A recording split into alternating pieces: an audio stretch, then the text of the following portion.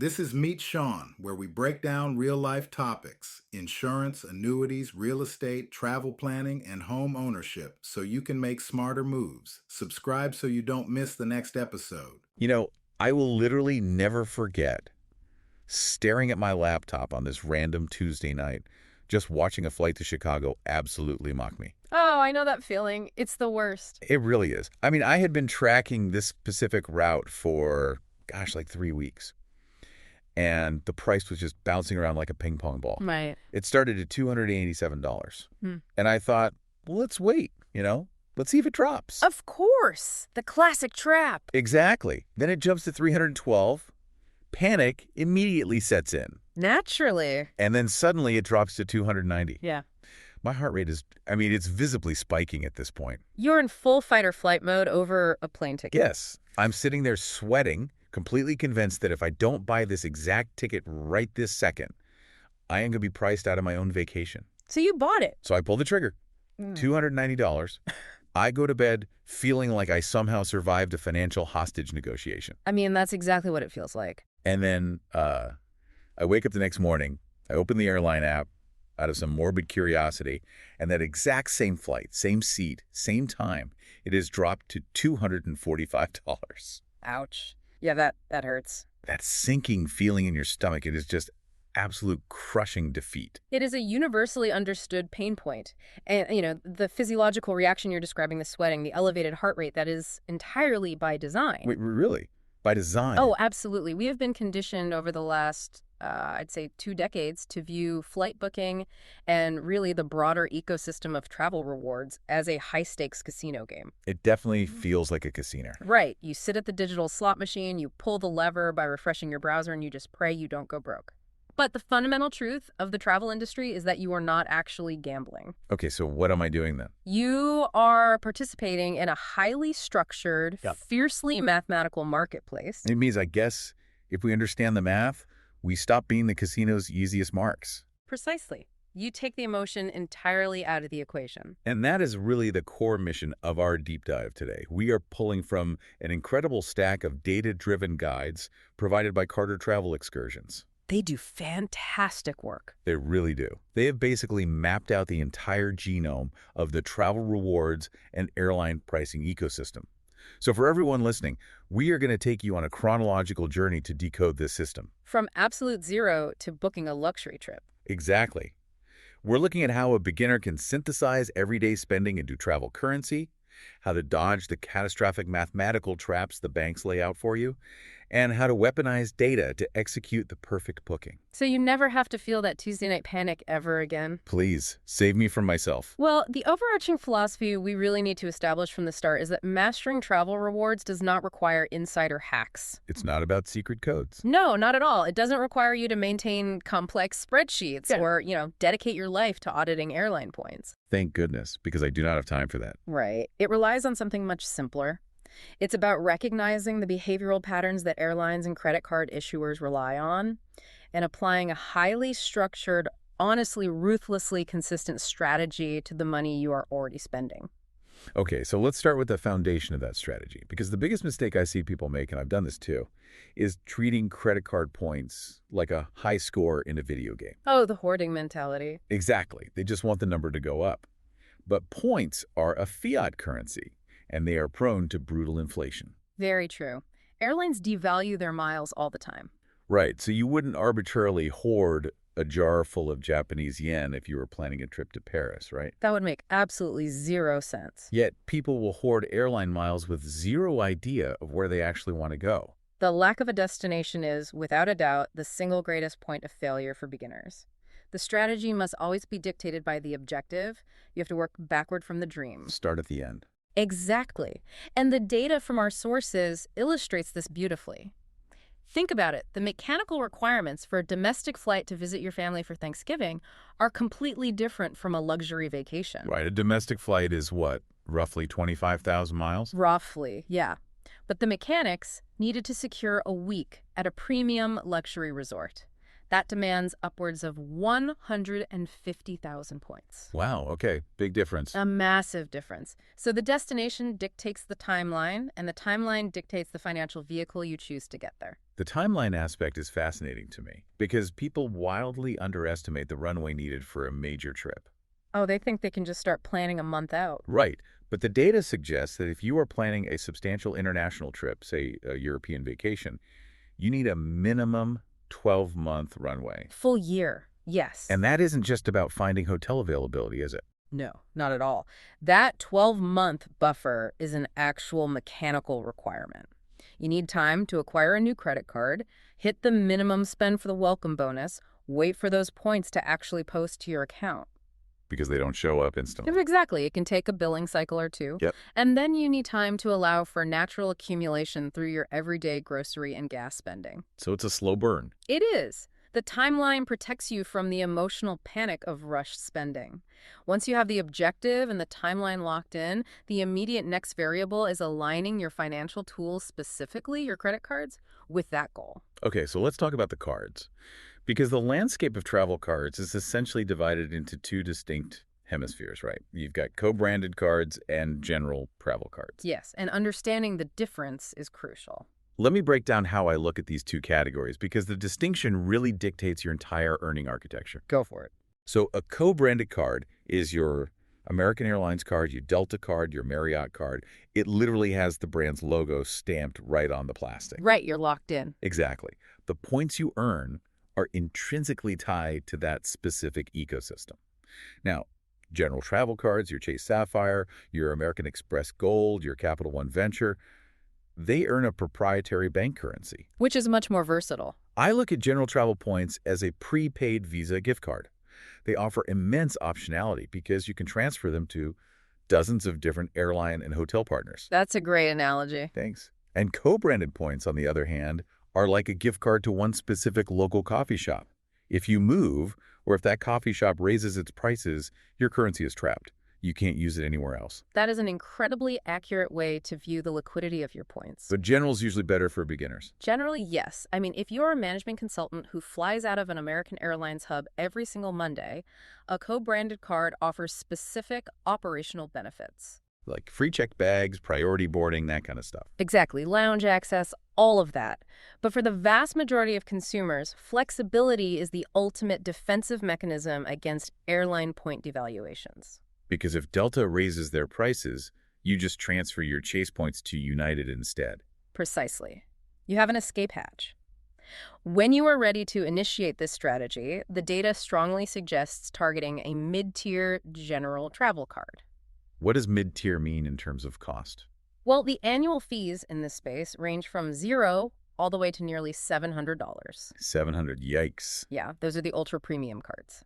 But the optimal strike zone for a beginner for maximizing return on investment sits between $95 and $195 a year. Okay, that's more reasonable. And at that tier, you are typically looking at a welcome bonus of 50,000 to 75,000 points. But wait, let's scrutinize that $95 to $195 fee for a second. Because the entire premise of this deep dive is teaching someone how to travel for free, or at least at a massive discount. Right. Paying a bank almost $200 just for the privilege of holding their plastic seems entirely counterproductive. I get that. A lot of people feel that way. Right. A lot of people hear annual fee and immediately assume it's a scam to drain their wallet. It is the most common psychological barrier to entry, and frankly, a healthy skepticism of bank fees is usually a very good survival trait. So why pay it?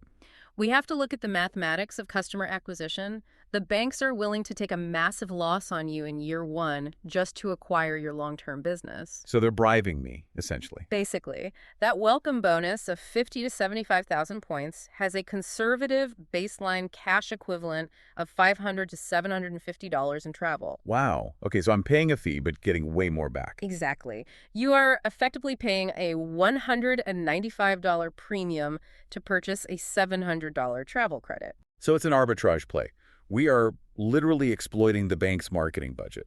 That's exactly what you're doing. Furthermore, from what I understand, those mid-tier cards come with structural benefits that erase the fee entirely if you actually use them. Oh, absolutely. The perks are fantastic. Things like zero foreign transaction fees. Which saves you 3% on every single purchase you make abroad. Right. That adds up fast. And they also have built-in primary rental car insurance, right? Yes. which saves you like 20 bucks a day at the Hertz counter. So when you factor in all that utility, the card is essentially paying you a dividend just to keep it in your wallet. Precisely. You are purchasing a highly subsidized financial tool. But, and this is a big but, acquiring the tool is only the first step. What's the second step? The critical phase, where most people either succeed brilliantly or fail catastrophically, is how they operate the earning engine, and more importantly, how they navigate the debt trap that funds this entire industry. Okay, let's dive into the earning engine first. This is where the behavior modification comes into play, doesn't it? It really does. It requires discipline. You mentioned the welcome bonus earlier, that massive injection of 50 to 100,000 points. That is obviously the quickest way to fund a trip, The absolute fastest. but it requires hitting a minimum spend requirement. The bank might mandate that you spend, say, $5,000 in the first 3 months. Which can be a lot for some people. It is. And the danger here is what I like to call the flat screen TV phenomenon. Oh, I know exactly what you're going to say. Right. People realize they have 30 days left to hit their bonus, they panic, and they go buy a $2,000 television they absolutely do not need. Which wipes out the entire financial benefit of the travel points. Completely wipes it out. You just spent $2,000 to get a $700 flight. The math is terrible. The behavioral trap is sprung the exact moment you alter your consumption to satisfy the bank's requirement. So what's the golden rule here? The singular rule of travel rewards is that you must never, ever generate artificial spend. No buying things you don't need. Never. The strategy relies entirely on timing and organic cash flow routing. You have to align the acquisition of the card with inevitable, large-scale financial obligations. Give me an example. So you apply for the card the month before your 6-month auto insurance premium is due, or you apply right before the holidays when your natural retail spending historically spikes anyway. That makes perfect sense. The sources from Carter Travel Excursions offered a brilliant piece of social engineering for this exact problem, too. The dinner splitting tactic. Yes. Let's say you are out to dinner with 8 friends. The bill comes, and it's complicated. It's always complicated with 8 people. Always. Yeah. So instead of everyone throwing down 5 different credit cards and asking the poor waiter to split it up. You volunteer to put the entire $800 bill on your new card. Exactly. Then you just have everyone Venmo or Zelle their share before they even stand up from the table. It's genius. You just generated $800 of organic spend toward your welcome bonus, but your actual personal outlay was only your own $100 meal. It's essentially crowdsourcing your minimum spend requirement. Which I love. It's so efficient. It is a phenomenal tactic because it leverages existing financial velocity without increasing your personal liability by a single cent. Okay, so let's say that initial minimum spend is achieved and the welcome bonus is secured. What's next? The strategy shifts to the long game. You start utilizing everyday multipliers. Multipliers. Yes. The standard baseline for any credit card is earning 1 point for every dollar spent. But the acceleration happens when you understand the interchange fee structure and how banks reward specific merchant categories. This is where we get into the anatomy of the different cards. Exactly. Like the Chase Sapphire Preferred offers 3 times the points on dining. The American Express Gold offers 4 times the points at restaurants in U.S. supermarkets. And the Capital One Venture X offers a flat 2 times the points on absolutely everything. Right. And the reason banks do this, giving you 4 points on groceries, but only 1 point on a plumbing bill, is directly tied to consumer data acquisition and the swipe fees they charge the merchants. So they want to incentivize certain behaviors. They want to be top of wallet for your most frequent habitual purchases. They want you reaching for their card every time you buy a coffee or groceries. And we can quantify exactly what that habit is worth, can't we? We can map it out mathematically. Consider a household spending, let's say, $500 a month on groceries. Pretty standard. If that transaction flows through a standard debit card, the yield is 0. You get nothing. Just your groceries. Right. Now, if it flows through a basic non-rewards credit card, the yield is 6,000 points annually, assuming 1 point per dollar. Okay, 6,000. Not bad, but not great. But if we route that exact same $500 monthly expenditure through a card with a 3 times multiplier, the yield jumps to 18,000 points a year. Exactly. Right. 18,000 points. 18,000 points. Just for buying the exact same eggs, milk, and coffee You were contractually obligated by your biology to buy anyway. That's the beauty of it. You didn't spend an extra dime. And our sources benchmark those points at roughly $180 to $360 in free travel value. You are generating a localized stimulus check just by changing the piece of plastic you hand the cashier. It's incredible. And the ecosystem goes even deeper, doesn't it, when we look at affiliate marketing mechanisms? Oh, you're talking about shopping portals. Yes. Shopping portals. Talk about those. Shopping portals are honestly one of the most underutilized tools in the beginner's arsenal. How do they work? Well, when you need to make an online purchase, let's say you're buying a pair of running shoes directly from the manufacturer, you don't just navigate directly to their website. Okay, what do I do instead? Instead, you log into your airline or credit card's shopping portal first, and then you click their outgoing link to the shoe retailer. Because the airline is acting as an affiliate marketer. Exactly. The shoe company pays the airline a commission for referring a customer, and then the airline kicks a portion of that commission back to you in the form of extra miles. So I earn the, say, 2 times multiplier on my credit card, plus the portal payout of maybe 3 extra miles per dollar. Right. It's point stacking. You're double dipping. It is entirely passive accumulation. I love it. It's fantastic. But, and this requires a massive, unignorable caveat. Uh-oh. Here comes the bad news. This entire architecture, the multipliers, the portals, the welcome bonuses, it all immediately combusts the second you violate the golden rule of credit cards. The debt trap. Yes. If you carry a balance, you are not travel hacking. You are funding the vacations of the people who pay their bills in full. That is a harsh reality. Yeah. But it's so true. This is the dark matter of the credit card universe. It's how these massive banks afford to hand out 100,000-point bonuses in the first place. They are subsidizing my flight to Paris off the backs of consumers trapped in revolving debt. It's a brutal system. Before anyone even contemplates this travel strategy, they need a baseline credit score of 720 or higher. 720 is the floor. And they need an ironclad psychological commitment to treat their credit card exactly like a debit card. Let's break down the math on this because people need to hear it. The mathematics of revolving credit card debt are predatory and unforgiving. We are currently looking at average interest rates sitting between 18 and 30%. 30%, that's staggering. Let's model a scenario. Imagine a consumer carries a $5,000 balance for a year. Okay. At a 25% interest rate, they are bleeding over $1,200 annually just in interest payments. $1,200 gone. Gone. So to contextualize that against our rewards framework, you would have to generate over 120,000 points every single year just to break even on the interest you're hemorrhaging to the bank. Exactly. The debt completely consumes and outpaces the rewards. There is no mathematical scenario where you come out ahead. And this is why behavioral discipline is paramount. The money must reside in your checking account before the transaction ever occurs. If you use a credit card to finance a lifestyle you cannot afford in cash, the compounding interest will dismantle your financial stability far faster than any travel reward can compensate for. Quick pause. Got a question you want covered on an upcoming episode? Use the Send Us a Text link in the show notes and tell me what you're dealing with. I read them and I pulled topics straight from your messages. You know, I'm going to challenge the absolute nature of that rule for just a second. Oh, go ahead. Because I hear this rationalization all the time from listeners. Let's look at a mathematical edge case. Okay, I'm listening. What if a listener is 89 days into their 3-month welcome bonus window? Day 89. Right.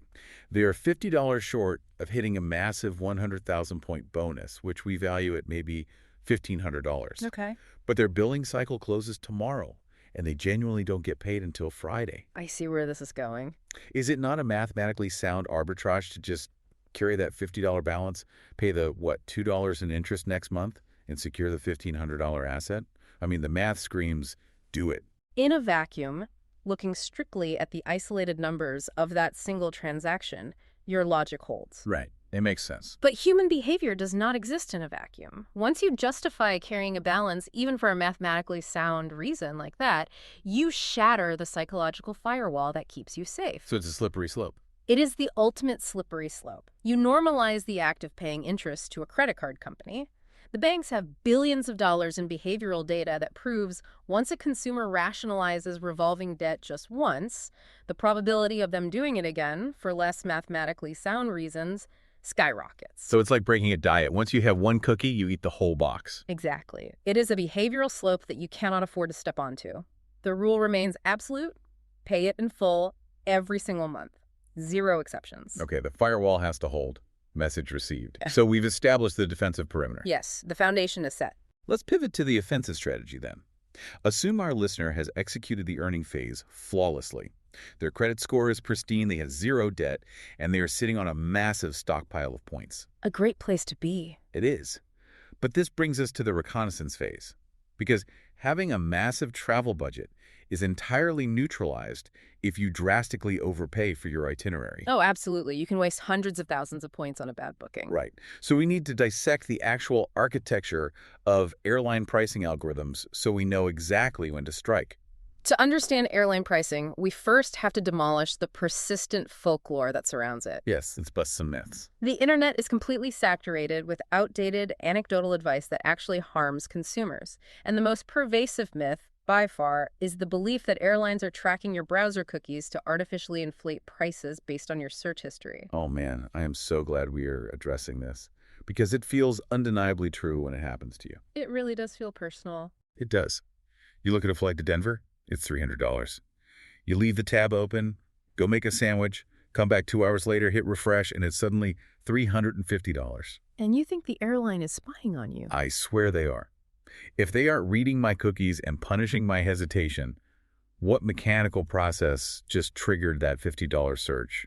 The illusion of tracking is simply the visible surface of a massive global inventory management system. Airlines operate on legacy mainframe architecture systems like Sabre or Amadeus. Okay. These systems manage global supply and demand in real time using what are called fare classes or buckets. Buckets. Yes. Let's say we are looking at standard economy.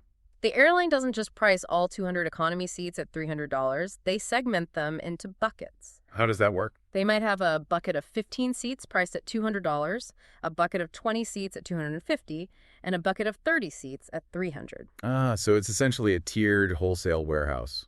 Exactly. And this inventory is global. It's not just you looking at it. While you were making your sandwich, a corporate travel agency in London or a family in Chicago finalized a booking that consumed the last 2 seats in that $200 bucket. Oh, wow. The system doesn't know who you are. It doesn't care about your cookies. It only knows that the cheapest inventory tier has been exhausted. So when you refresh your browser, the algorithm simply displays the price of the next available bucket. Which happens to be $50 more. Right.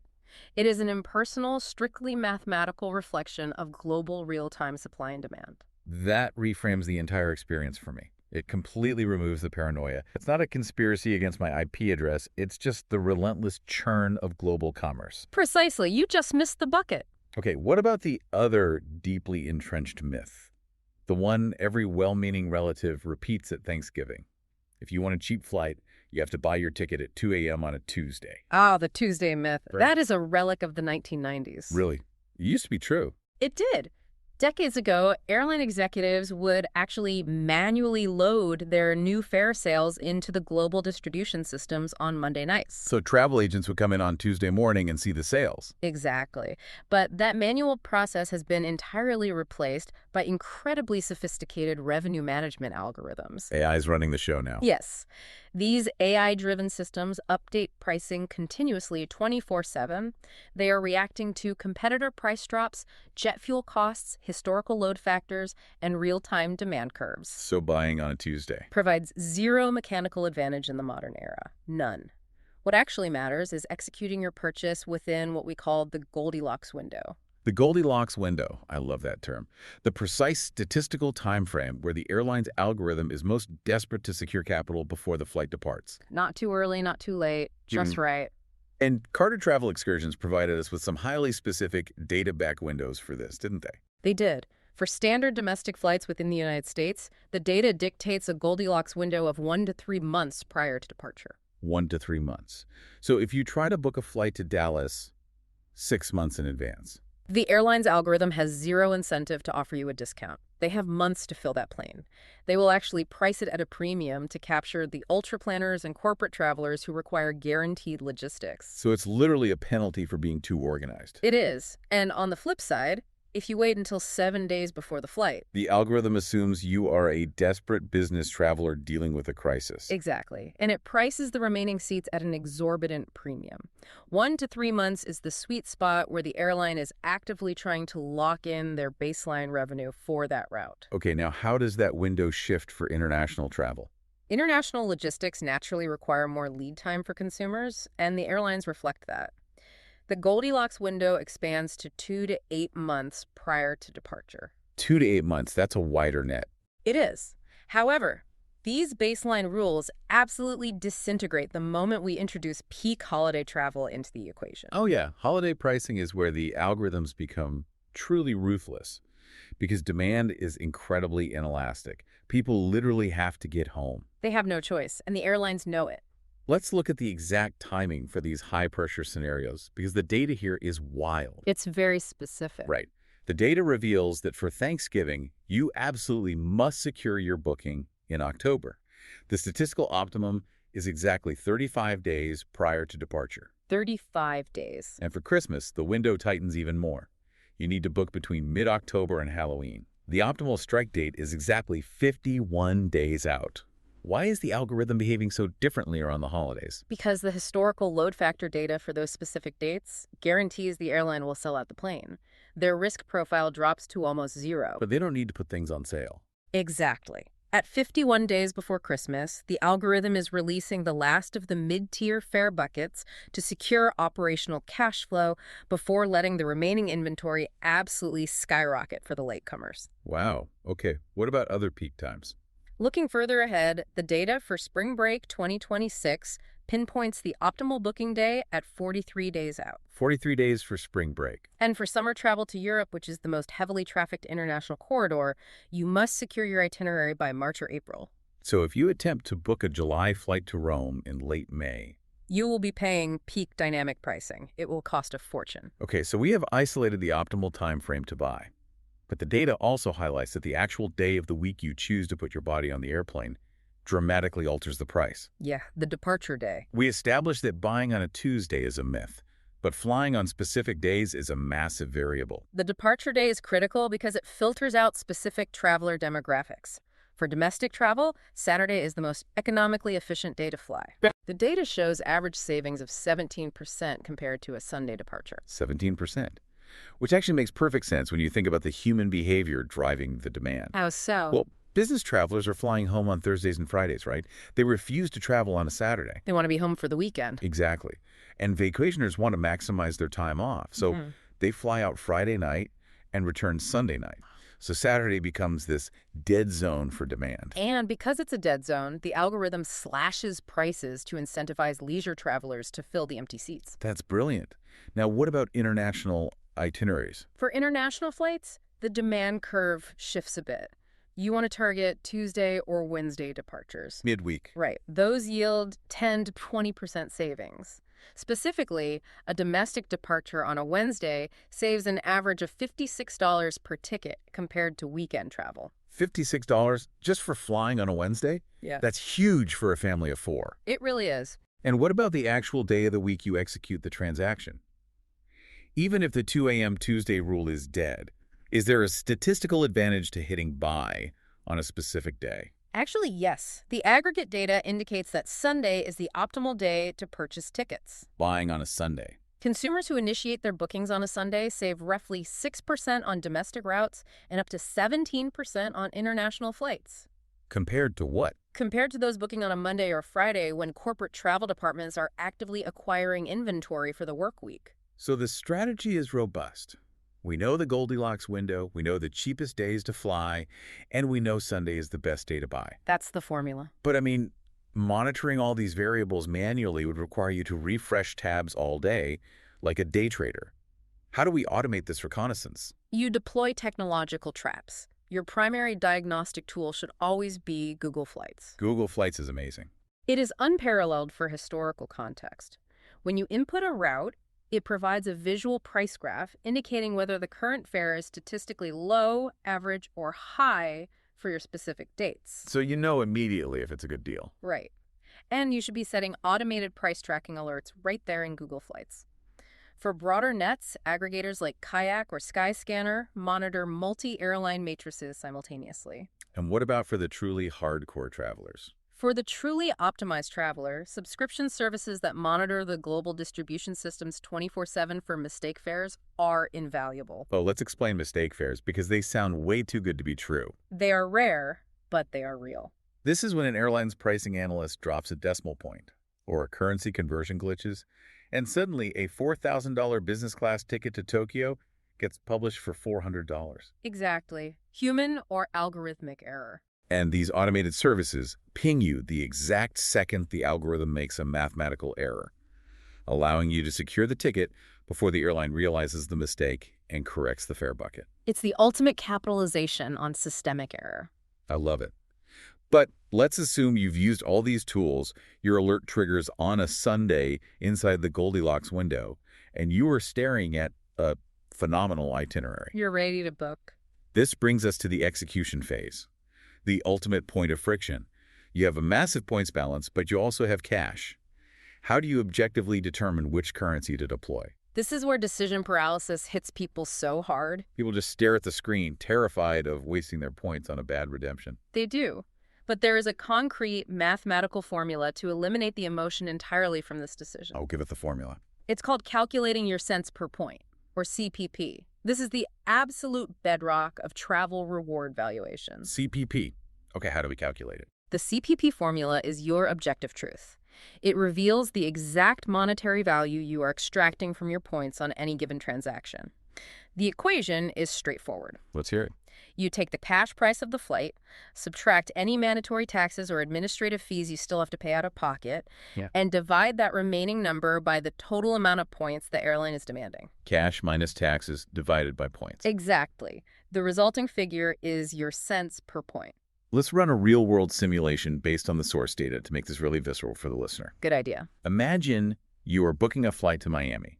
The airline wants $300 in cash, or they offer you the option to book it for 25,000 points, plus roughly $10 in mandatory TSA fees. Okay, we apply the formula. $300 minus the $10 fee leaves us with $290 of value. Right. We then divide $290 by 25,000 points. The result is $0.0106. Which translates to what? Roughly 1.2 cents per point. Okay, so now we have a hard metric, 1.2 CPP. Yeah. But we need the context to know if 1.2 is a victory or a failure. What are the established benchmarks for CPP? The absolute floor, the baseline below which you should never ever redeem is 1 cent per point. 1 cent is the floor. If your calculation yields less than 1 cent, you are effectively destroying the value of your currency. You'd be better off just cashing them out, which you shouldn't do anyway. What's a good redemption? A return of 1.5 to 2 cents per point is considered a highly optimized standard redemption. Hitting 3 to 5 cents is excellent, usually achieved on premium cabin flights or high-end hotels. And above 5. Anything exceeding 5 cents per point is exceptional, elite tier optimization. So, in your Miami example, a yield of 1.2 cents is a solid, completely defensible use of your points. But the dynamic shifts aggressively if the variables change, right? Always. What if that exact same $300 flight to Miami suddenly required 35,000 points instead of 25,000? If the required points inflate to 35,000, your CPP drops to roughly 0.8 cents. Oh, so you've fallen below the baseline floor. Exactly. In that scenario, the objective mathematical decision is to retain your points in your account for future leverage and execute the purchase using fiat cash. Save the points for a better day. You never deploy points at a suboptimal valuation. This friction, the fluctuating point costs, really leads us directly into the architecture of how different loyalty programs price their inventory. It does, and it's a tale of two systems. We are dealing with two completely different economic models. Fixed award charts versus dynamic pricing. Yes. And I want to use an analogy to clarify this because the mechanics here really dictate your entire booking strategy. Let's hear the analogy. A fixed award chart feels entirely like holding a lease on a rent-controlled apartment during a massive, chaotic housing boom. That analogy perfectly captures the protective nature of fixed charts. Right. Your rent doesn't change even if the market goes crazy. Let's examine a program like World of Hyatt, which operates on a fixed award chart. They categorize their global portfolio of hotels from Category 1 up to Category 8. Okay. The point cost for a standard room is strictly defined by the category, regardless of what the cash price is doing. A Category 4 hotel might always cost 15,000 points a night. So if there is a massive tech conference in town, or it's New Year's Eve, and the cash price of that hotel surges from $200 a night to $800 a night. Your point cost remains locked at 15,000. Your rent is controlled. Wow.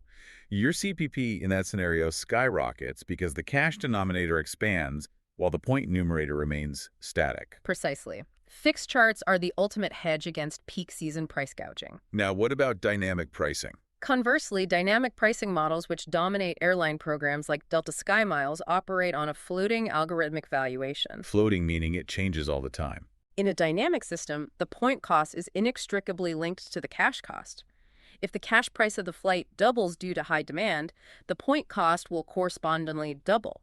So the strategic application is pretty clear then. You deploy your fixed chart currencies during peak demand scenarios, holidays, major events, prime summer weekends to shield yourself from the cash surges. Yes. And you utilize your dynamically priced currencies for off-peak, lower demand travel where the algorithms have depressed the cash and point costs simultaneously. That is exactly right. And navigating dynamic pricing requires an aggressive commitment to flexibility. Flexibility is key. The data highlights how minor adjustments in your itinerary yield massive arbitrage opportunities. Give us an example of how to adjust. Utilizing the calendar matrix view on Google Flights to shift your departure or return by a mere 24 to 48 hours can routinely save hundreds of dollars or tens of thousands of points. Flexibility isn't just about dates, though. Right. It's about geography, right? Geography is huge. The sources advocate for expanding your search radius to alternative airports within a 60 to 90-minute drive. So important. If you are flying into Southern California checking Burbank or John Wayne instead of defaulting to LAX, can dramatically alter the pricing algorithm's output. It changes everything. And my personal favorite strategy. Yeah. Flying on the actual holiday itself. That's a great one. The demand curve plummets on Thanksgiving Day or Christmas Day. The algorithms slash prices to fill empty metal. If you are willing to land at 2 p.m. and have your turkey dinner an hour late, you can preserve a massive portion of your point reserves. And we must also factor in the power of airline alliances, which circles back to our initial discussion about the value of general transferable credit card points. The Visa gift card analogy. Yes. The global aviation network is divided into massive syndicates: Star Alliance, oneworld, SkyTeam. Right. When you hold flexible points, you are not restricted to the physical aircraft of your preferred airline. All right, the back-end mechanics of this are incredible. You can transfer your credit card points to United Airlines, but use those United miles to book a seat on a Lufthansa aircraft flying to Germany. Exactly. You can leverage American Airlines miles to secure a premium suite on Qatar Airways. It's all connected. The alliances essentially act as a global currency exchange, allowing you to bypass the dynamic pricing of one carrier by exploiting the fixed award chart of their international partner. It unlocks a level of global inventory access that a single co-branded card simply cannot provide. And to ground all of this complex theory into reality, the source material provided phenomenally clear case studies of this exact system in action, didn't it? They did. These aren't theoretical models. These are real consumer outcomes. The success stories prove that this architecture is actually accessible to normal people. They highlighted a public school teacher from Ohio named Sarah. Sarah's story is great. She didn't invent a new app. She just systematically routed her mandatory everyday grocery and gas spending through optimized multiplier cards. Just doing the basics. And she accumulated enough points to fly home to see her sister for the holidays without touching her actual salary. That's the goal. And then there was the couple traveling to New Orleans. They targeted a premium hotel that was demanding $1,600 in cash. $1,600? But because they understood the fixed award chart mechanics we just talked about, they secured the room for 36,000 points instead. Now, if we run the CPP formula on that New Orleans redemption, they achieved over 4 cents per point. 4.4, that's incredible. That is elite tier optimization executed by everyday travelers. It proves you do not need to be a corporate road warrior logging 100,000 miles a year to extract massive, life-altering value from this ecosystem. You simply have to respect the math and follow the sequence. Exactly. Follow the sequence. Well, let's condense that sequence into a rapid-fire, actionable recap for the listener to take away. Let's do it. Step 1. Define your destination to dictate your currency. Start at the end. Step 2. Acquire a flexible, mid-tier credit card that aligns with that goal. Step 3. Safely secure the welcome bonus by routing organic, planned expenses through the card. Step 4. Maximize everyday multipliers in shopping portals. Step 5, and this is the structural load-bearing pillar of the whole system, pay the balance in full every single month. 0 exceptions. Step 6. Monitor the Goldilocks window and let automated trackers alert you to algorithm drops. Step 7. Calculate your cents per point before booking. And finally, Step 8. Execute the booking with maximum flexibility across dates, airports, and alliances. It is a comprehensive, infallible roadmap if followed with discipline. But it's also crucial to acknowledge that while we have outlined a really robust DIY architecture today, the execution phase can still present significant friction. Oh, definitely. Especially for complex international itineraries or luxury properties. Right, and this is precisely where the value of a professional travel advisor becomes apparent. That's where the pros step in. The data we've been tearing apart today comes from Carter Travel Excursions. They operate out of Florida, and you can actually reach them at 727-314-8865. They are phenomenal. What a professional agency like that does is take the points you have mathematically optimized and inject them into their proprietary industry network. Which you don't have access to on your own. Exactly. They have access to wholesale inventory. They can negotiate room upgrades that aren't available to the public. And they handle the grueling logistics of alliance transfers and dynamic pricing fluctuations on your behalf. They function essentially as a fiduciary for your travel assets. They ensure your accumulated currency is deployed at maximum velocity, removing the anxiety entirely from the execution phase. So you just get to enjoy the trip. And as we conclude this analysis, I actually want to reframe how we fundamentally value the concept of travel itself. Reframe it how?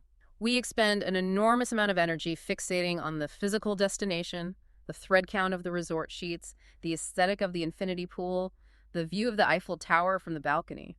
We commodify the relaxation, basically. Exactly. But I would argue that true luxury is not defined by the amenities. What is it defined by then? What if the ultimate luxury in modern travel is the profound psychological peace of mind that comes from knowing you entirely outsmarted a multi-billion-dollar corporate algorithm to get there? Oh, I love that. Imagine the specific, deep satisfaction of sitting in a Parisian cafe, knowing with absolute certainty that the transatlantic flight that brought you there cost you nothing more than the strategic routing of your standard grocery budget. That intellectual victory is a luxury no hotel can sell you. It really is. The psychological weightlessness of knowing you won the game. That is a phenomenal perspective to close on. Thank you so much for dissecting this incredible data with me today. My pleasure. It was a great conversation. To everyone listening, define your goals, protect your credit score, run your CPP math, and we will see you on the next deep dive. That's it for today's Meet Sean. If this helped, follow the show and share this episode with one person who needs it. See you next time.